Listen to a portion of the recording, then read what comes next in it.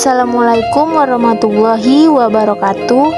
Nama saya Yulia Silvi dengan NIM 20021353944. Pada video ini saya akan memaparkan materi tentang inventory management. Video ini dibuat untuk memenuhi tugas individu mata kuliah Manajemen Operasional Lanjutan yang diampu oleh Bapak Rio Marpaung, SEMM. Inventory management. Apa sih itu inventory management? Inventory management atau yang biasa disebut manajemen persediaan adalah sebuah manajemen yang berfungsi untuk menjaga, mengawasi, dan mengontrol persediaan barang yang terdapat pada bisnis. Adapun aktivitas yang terdapat dalam sistem manajemen inventory yaitu perolehan persediaan, penyimpanan, sampai penggunaan stok untuk tujuan tertentu. Apa fungsi dari inventory management? Yang pertama yaitu untuk menghilangkan resiko keterlambatan pengiriman. Yang kedua, mengantisipasi kekurangan persediaan. Yang ketiga, berjaga-jaga jika persediaan yang dibutuhkan ternyata tidak ada di pasaran. Yang keempat, untuk menjamin lancarnya proses produksi. Dan yang terakhir yaitu untuk memenuhi kebutuhan pasar secara optimal. Apa saja jenis-jenis persediaan? Yang pertama adalah persediaan bahan mentah atau raw material inventory. Persediaan ini telah dibeli tetapi belum diproses. Yang kedua, persediaan barang dalam proses atau work in process. Ialah komponen-komponen atau bahan mentah yang telah melewati beberapa proses perubahan, tetapi belum selesai. Selanjutnya yang ketiga, MRO atau Maintenance, Repair, dan Operating adalah persediaan yang disediakan untuk perlengkapan, pemeliharaan, perbaikan, operasi yang dibutuhkan untuk menjaga agar mesin dan proses tetap produktif. Lalu yang terakhir yaitu barang jadi atau finished good inventory adalah produk yang telah selesai dan tinggal menunggu pengiriman.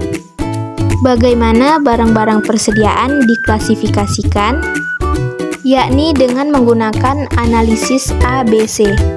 Analisis ini merupakan penerapan persediaan dari prinsip Pareto yang diberi nama berdasarkan pada Vilfredo Pareto yang merupakan ahli ekonomi Italia pada abad ke-19.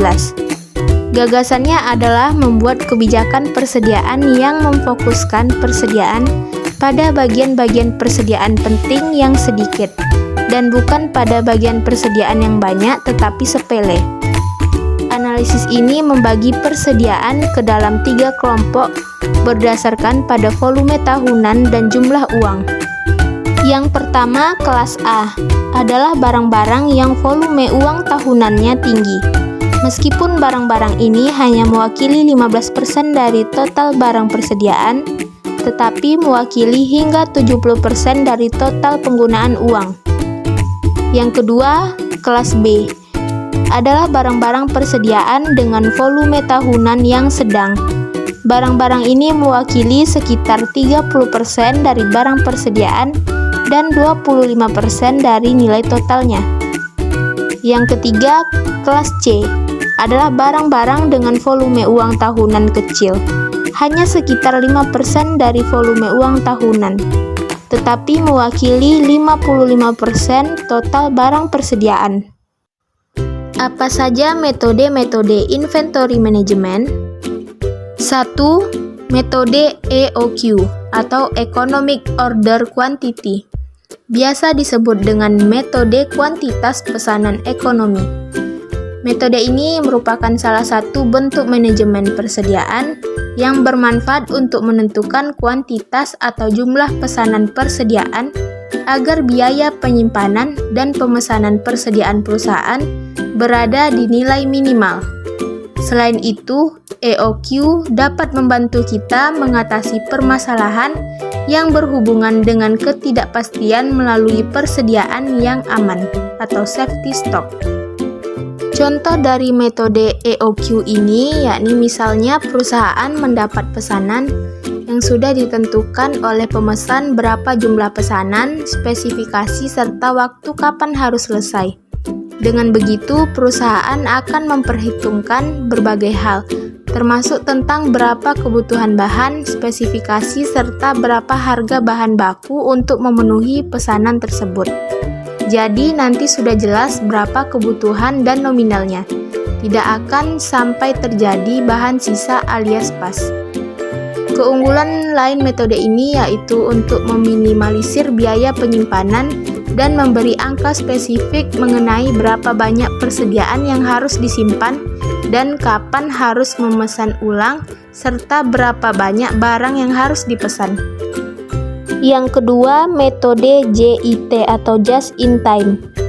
Metode ini punya istilah lain yaitu metode tepat waktu.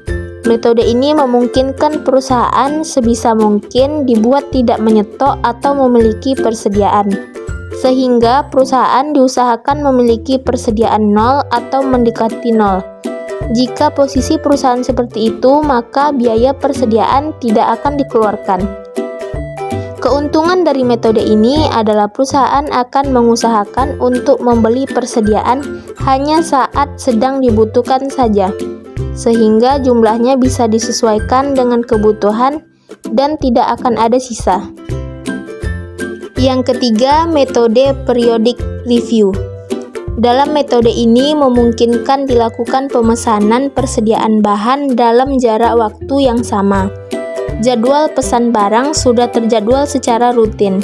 Jadi manajer keuangan dapat memperkirakan berapa pengeluaran untuk pembelian bahan baku tersebut.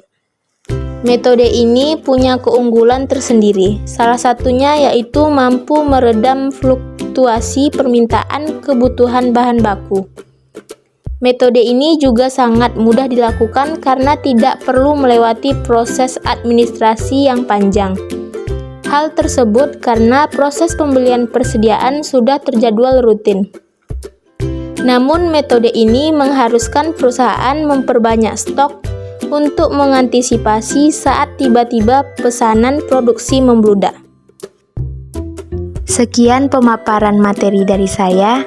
Thank you for watching and see you on my next video. Assalamualaikum warahmatullahi wabarakatuh.